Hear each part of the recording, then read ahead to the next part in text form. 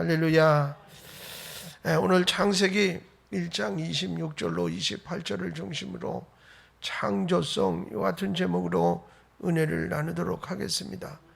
창세기는 성경의 첫 번째 책인데 그 창세기의 핵심이 뭐냐면 사람을 하나님이 하나님의 형상대로 창조했다라는 내용이 가장 핵심적인 것이에요.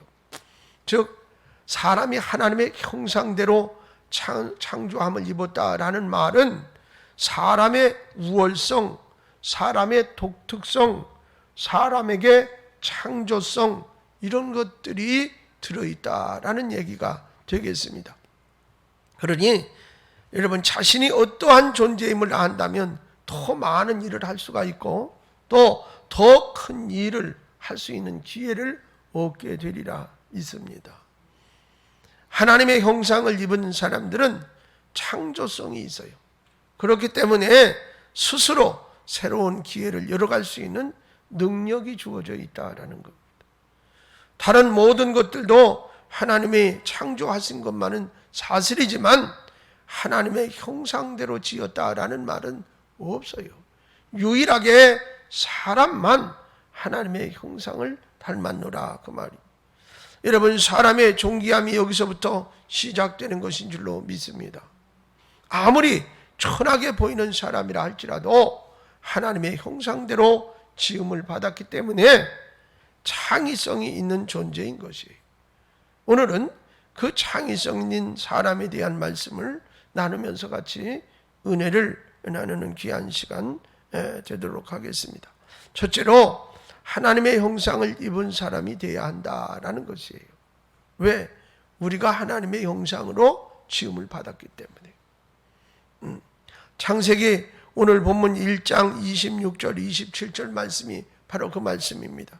하나님이 이르시되 우리의 형상을 따라 우리의 모양대로 우리가 사람을 만들고 그들로 바다의 물고기와 하늘의 새와 가축과 온 땅에 기는 모든 것을 다스리게 하자 하시고 하나님이 자기 형상 곧 하나님의 형상대로 사람을 창조하시되 남자와 여자를 창조하시고 그러셨어요. 할렐루야. 이 말씀을 좀 나누어서 설명을 드리면 첫째로 하나님은 사람을 지정의를 지닌 인격적 존재로 창조하셨다 그런 말씀이에요. 여러분 하나님의 형상대로 창조됐다는 말씀은 하나님처럼 인격을 가졌다 사람도 그런 말이에요. 그러니까 종교개혁자인 켈빈은 이런 말을 했습니다. 하나님의 형상의 의미를 하나님을 아는 지식 그리고 의와 거룩함으로 이해를 했어요. 그러기에 우리는 하나님이 어떤 분이신지를 알 수 있고 그분과 인격적인 만남을 가질 수 있는 존재라는 거예요. 사람만. 여러분 거기에 더해서 켈빈 신학대학의 조직신학교 교수였던 이제 루이스 볼코프는 켈빈이 말한 지식의 거룩함 거기에 덧붙여서 지정의를 추가하게 됩니다. 그러니까 지는 지식, 정은 감정, 의는 뜻 내지는 의지를 가졌다. 이것이 인간의 인격적인 존재입니다 라고 말을 했어요. 그러니까 사람은 지식과 감정과 의지가 있기에 다른 말로 철학적인 말로 표현하면 매우 이성적인 존재인 것이다 라는 것이에요. 두 번째로 이 말씀의 전체적인 의미는 하나님은 사람을 도덕적 존재로 창조하셨다는 거예요. 하나님의 형상대로 지음받았다는 것은 인간에게 도덕성이 있음을 말해주는 것이라 이 말이에요. 도덕성이란 말이에요. 윤리적인 것을 말하는 것이 아니에요. 그거보다 더 커요. 뭘 말하느냐? 자유와 책임의 존재로 창조된 인간이라 그런 뜻이에요.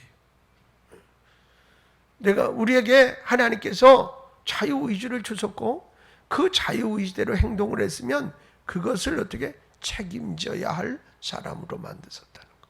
존재로. 그러면서 인간도 절대자가 아니고 자율적인 존재임을 강조하셨어요. 그래서 피조물된 인간은 제한된 자유가 주어졌기 때문에 선악과를 아는 나무를 나무의 과실을 먹지 말라 이렇게 명령하신 거예요. 이 의미는 도덕적 책임이 있음을 말합니다. 성도에게 전체적인 자유를 다 부여하신 것이 아니에요.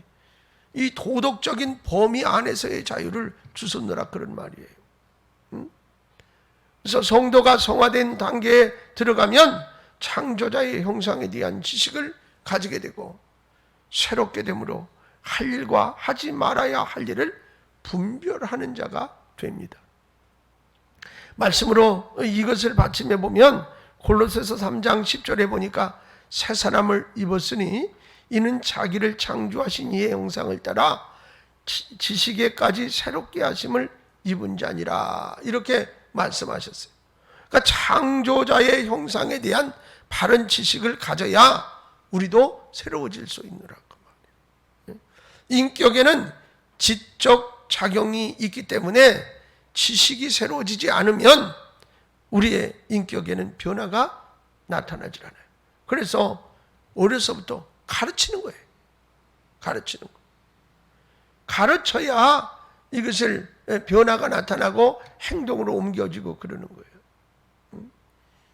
여러분 로마서 8장 29절 말씀해 보니까 하나님이 미리 아신 자들을 또한 그 아들의 형상을 본받게 하기 위하여 미리 정하셨으니 이는 그로 많은 형제 중에서 맏아들이 되게 하려 하심이니라 그랬어요.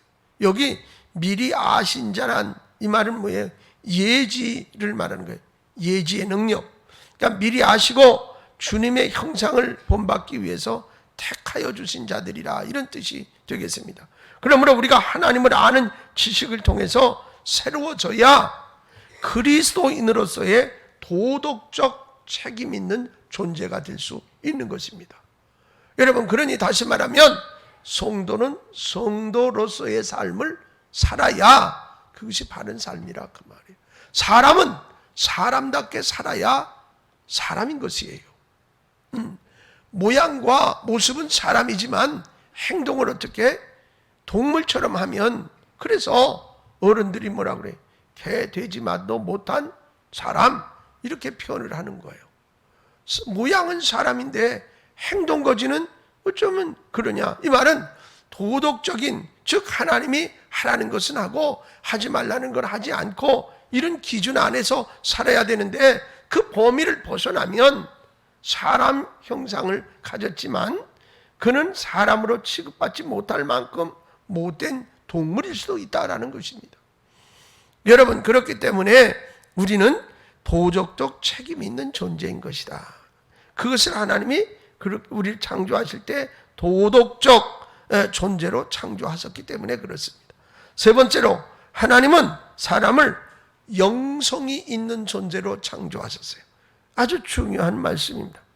하나님의 형상대로 지음받은 인간은 영성이 있는 존재예요. 이 영성으로 우리는 영이신 하나님과 교통합니다. 그래서 과거에 이제 아이들을 이렇게 성장하는 과정에서 그가 어떤 은사를 가지고 우리는 성경적으로는 은사지만 어떤 재주를 가지고 이가 앞으로 사회를 위해서 잘 해나갈까 그렇게 할 때 여러 가지 테스트 중에서 IQ 테스트를 했어요. IQ. 그래서 IQ가 몇이냐 얼마냐 막 그래가지고 우리 친구는 저하고 이제 같이 IQ 테스트를 했는데 자기는 100이 안 넘어갔어.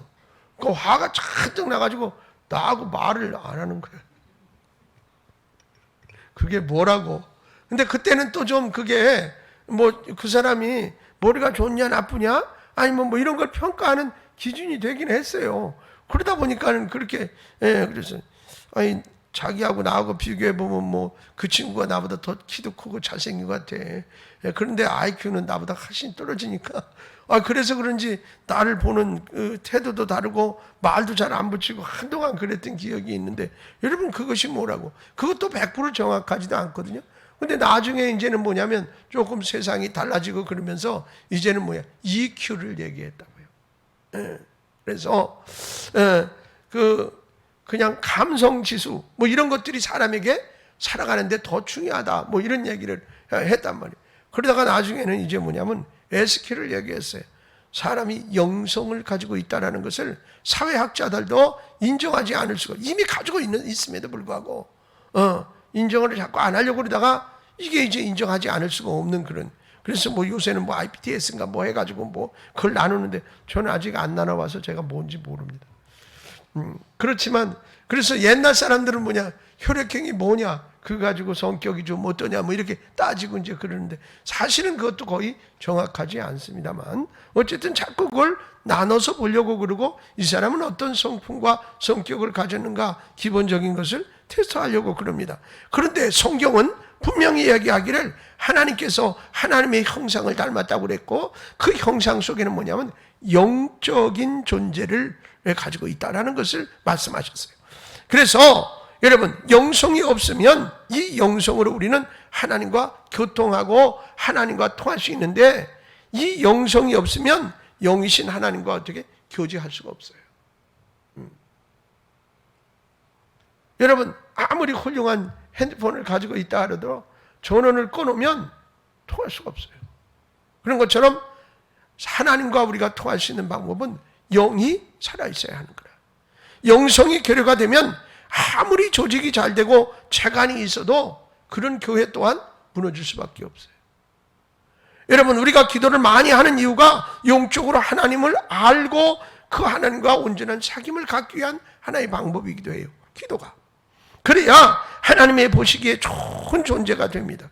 예수를 믿는 자라면 고귀한 하나님의 사람이 되어야 하는데 영성이 살아있는 사람이 되어야 합니다. 여러분, 에베소서 4장 24절에 하나님을 따라 의와 진리의 거룩함으로 지으심을 받은 새 사람을 입으라, 그렇게 말씀하셨어요.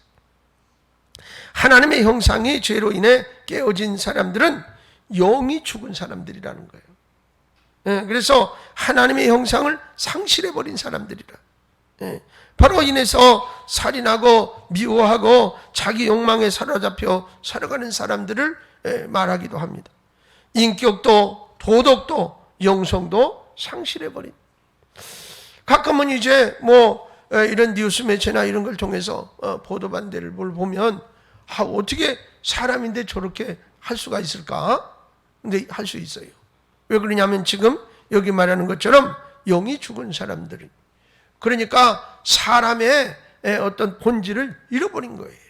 잃어버리면 그 아까 말씀드린 대로 동물만도 못한 존재가 될 수밖에 없어요. 동물의 세계는 어떻게 약육 강식의 세계고 힘 있는 사람이 동물이 약한 동물을 잡아먹고 뭐 그러는 것 아닙니까? 여러분, 과거에도 어땠어요? 사람도 식인을 했어요.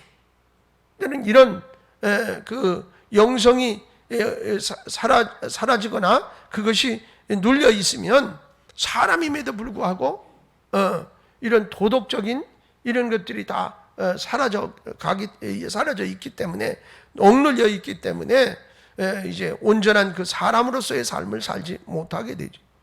여러분이 그 결과는 뭐라고 그러냐? 영성을 잃어버린 그 결과는 수고와 죽음이다라고 성경은 말했어요. 그러니까 인간의 영성이 무너지게 되므로 영이 거하는 육도 죽고 삶도 어떻게 어두움으로 이제 전락해질 수밖에 없다라는 그런 표현이 되겠습니다. 여러분, 그래서 오늘 창세기 3장 19절 말씀에 보면 내가 흙으로 돌아갈 때까지 얼굴에 땀을 흘리며 먹을 것을 먹으리니 내가 그것의 취함을 입었느니라. 너는 흙이니 흙으로 돌아갈 것이니라. 여러분, 어떤 사람도 다 죽으면 흙에서 와서 흙으로 돌아가요. 뭐 옛날에는 거의 다 대한민국은 이제 매장 문화였지만 지금은 이제 땅도 없고 뭐 거의 화장 문화 쪽으로, 그리고 또 뭐 어른들도 보니까 그게 깔끔하고 좋아 보이니까 다 거의 이제 화장하죠.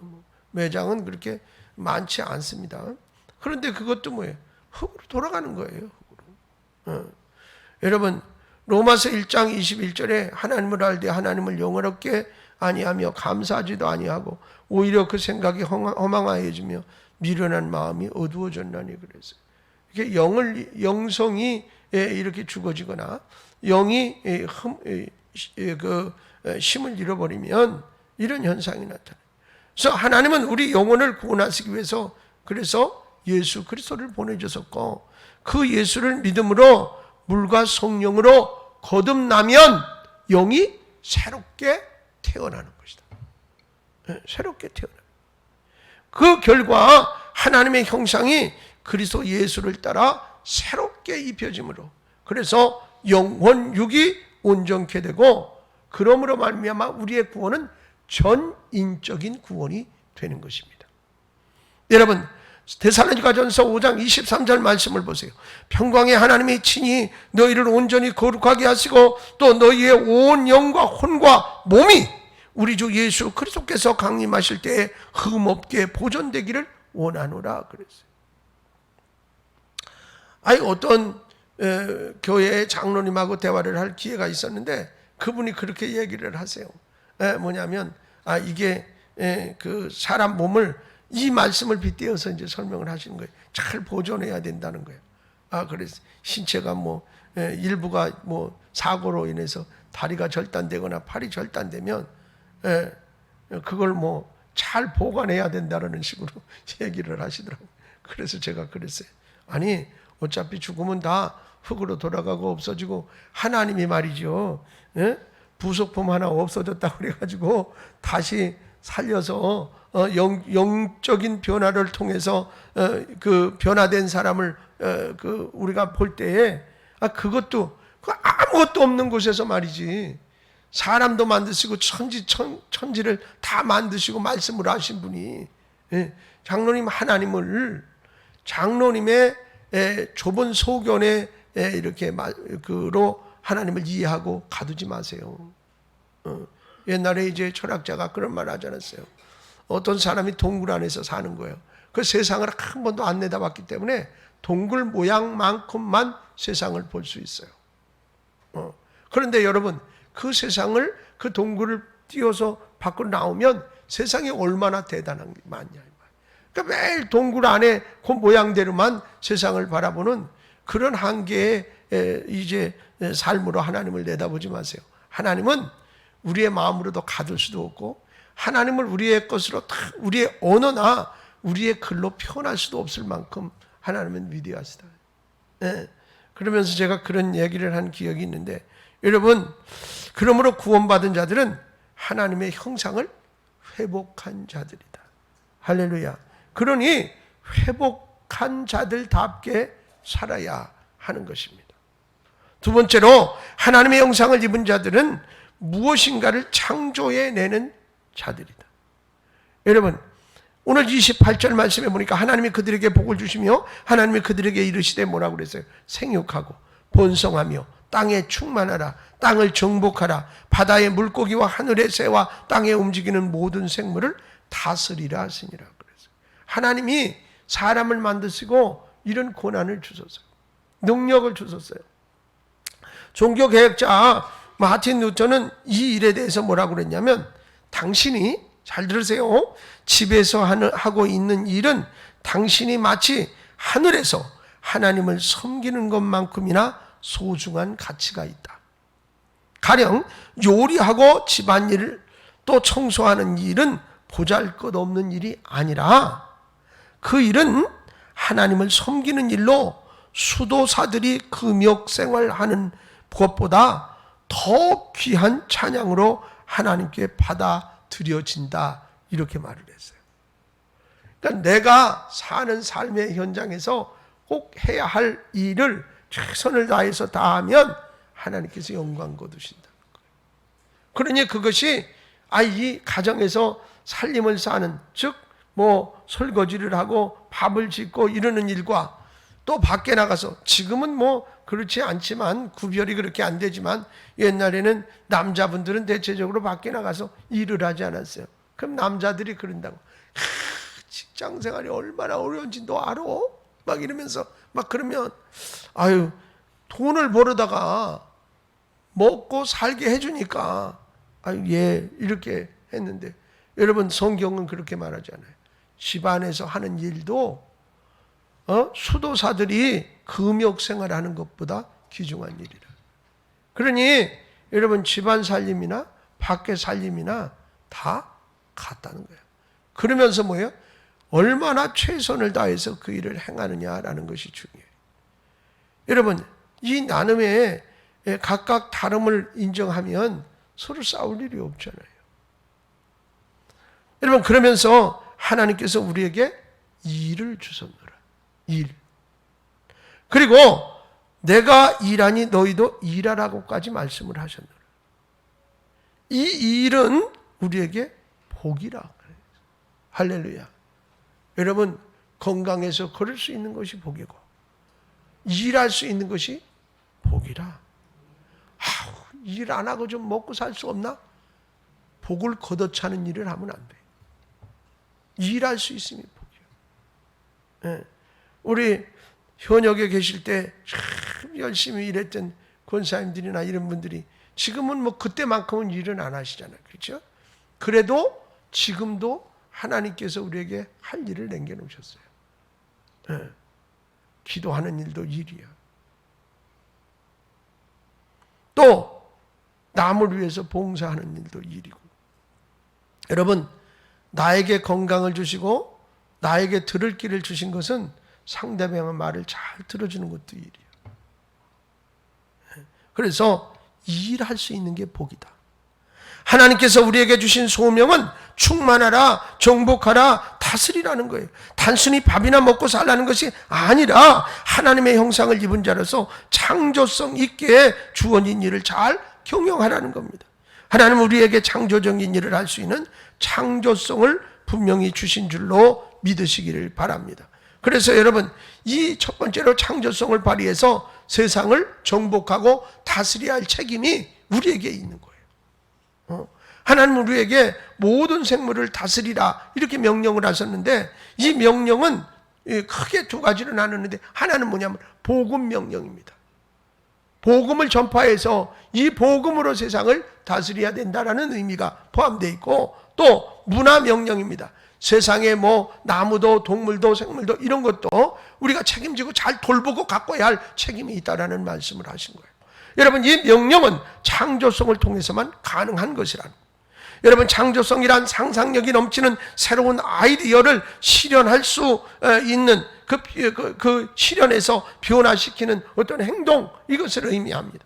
이 아이디어가 있어도 그것을 행동으로 옮기지 않으면 그것은 뭐예요? 상상에 불과한 것이죠. 그래서 아이들에게 자꾸 뭐 그림도 그리고 뭐 또 하면 상상할 수 있는, 그래서 옛날에 아이들이 무슨 막 하늘을 날아가는 그림 뭐 이런 거 그리면 뭐라고 그래? 야, 호맹랑하게 뭐 이런 걸 그리고 있느냐, 그렇게 말하면 안 돼요. 그 아이들은 그런 상상을 펼치고 그것을 통해서 이제 새로운 아이디어를 만들어내고 이러는. 여러분, 누가 말이지요, 하늘에 비행기가 떠서 날아갈 것이라고 생각을 했어. 나이트 형제는 그게 꽂혔다니까.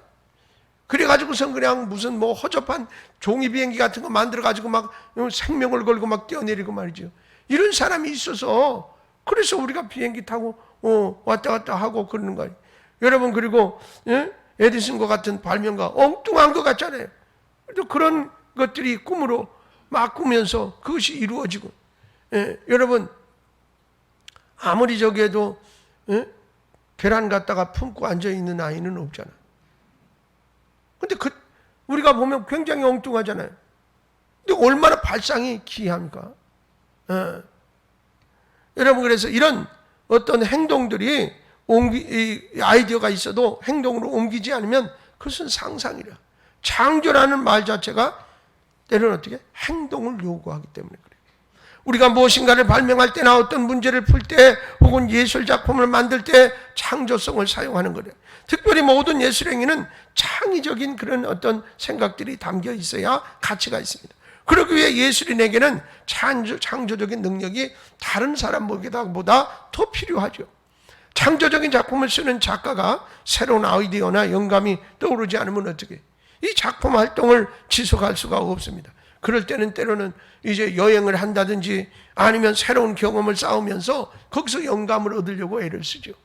여러분, 그렇게 얻은 작은 아이디어 하나는 지속적인 작업 행위를 통해서 창조적인 작품으로 만들어지는 것을 볼 수가 있습니다. 예술가들은 누구나 자신의 작품에 소명을 해요. 그렇지만 르네상스 시대의 거장이었던 미켈란젤로는 자신의 작품에 결코 소명을 남기지 아니했어요. 아주 중요한 그 이유가 있습니다. 여러분, 그가 시스틴 성당의 천장 벽화를 그려줄 것을 요청받은 미켈란젤로는 자신의 온 정성과 열의를 다했어요. 사실 미켈란젤로는 그림을 그리는 화가가 아닙니다. 그는 어떻게 뭐냐면 조각가입니다. 그러니까 회화 무슨 뭐 이렇게 미술 세계도 이렇게 나눠지잖아요. 그러니까 전혀 전공이 달라요. 그는 어떻게 하냐면 큰 돌덩어리를 갖다가 형상을 쪼아내서 뭔가를 만들어내는 거예요. 그래서 이 그 미켈란젤로가 만든 피에타상은 굉장히 유명하죠. 뭐 피에타상이 하나만 있는 게 아닙니다. 그 피에타는 이 마리아가 예수님이 죽으신 것을 이렇게 끌어안고 있는 작품인데, 그 피에타상이 여러 개가 있습니다. 다 이제 상상에 의해서 이런 예술 세계의 사람들이 만들었죠. 근데 이 미켈란젤로의 피에타만큼 유명하지는 않습니다.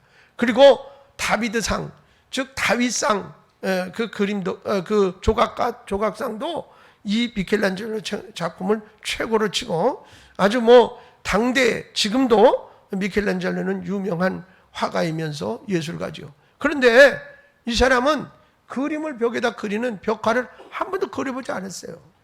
그런데 그것을 그리라고 시킨 것은 그때 당대에 수많은 정치적인 어떤 이슈나 또 때로는 어떻게 이제 뭐 이런 것들 때문에 하여간 그림을 그리라고 그랬는데, 그 명령을 받았어요. 이 명령을 받았을 때 율리우스 2세 황제에게 받았는데, 이분이 최선을 다해서 하는데 몰입을 할 정도로, 아주 밥 먹는 것도 잃어버리고 자기가 몸이 아픈 것도 잃어버릴 정도로 이 일을 매달리는입니다. 횟수는 거의 한 4년 가까이 이렇게 걸리고, 이렇게 해서 이 작품을 만들어냈는데 온 정성을 다했어요. 그래서 그냥 거기에 아주 몰두해서 몇 년 몇 달 시간 벽화를 그리기에 몰두해서 불후의 명작인 천지창조를 그려낸 거예요. 그러고 나니까 모든 시름이 다 내려가는 것 같고 얼마나 자신이 흡족한지, 그림을 다 완성하고 나니까 우리식으로 말하면 시원하기도 하고 뭐 이런 만족감이 그에게 탁 들었어요. 그래서 그림에다가 미켈란젤로 서명을 마지막 딱 마치고 붓을 딱 내려놓고, 어떻게 이게 이제 뭐냐면 이 시스틴 성당은요 베드로 대성당 안에 있는 성전이에요.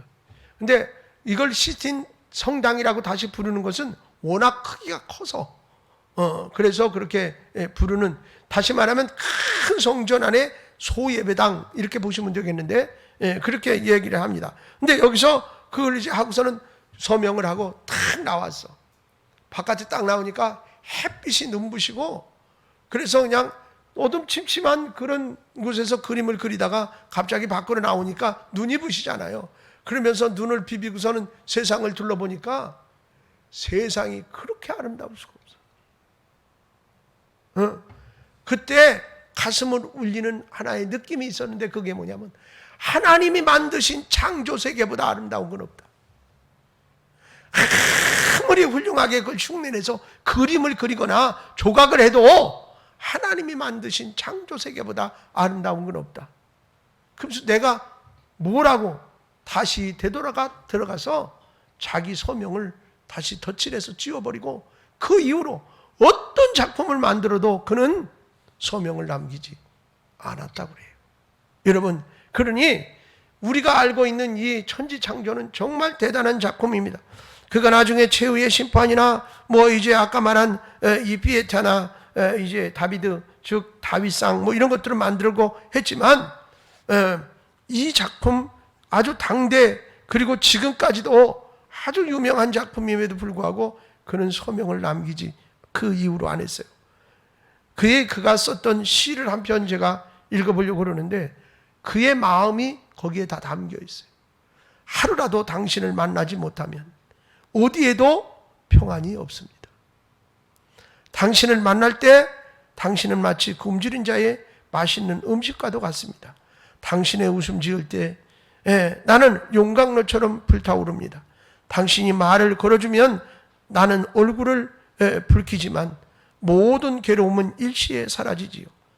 즉 하나님과 이 미켈란젤로가 얼마나 교감을 형성하고 있었는가라는 것을 말해요. 그 신앙의 고백이 담겨 녹아 이런 작품들이 만들어졌습니다. 여러분, 이제 우리도 마찬가지로 소명을 남기지 않은 것처럼 하나님께서 만드신 작품보다 위대한 것은 없다. 이것을 깨닫고 하나님을 통해서 영감을 얻어서 세상에 그림도 그리고 작품을 남겼을 때 그것이 위대한 작품이 되더라.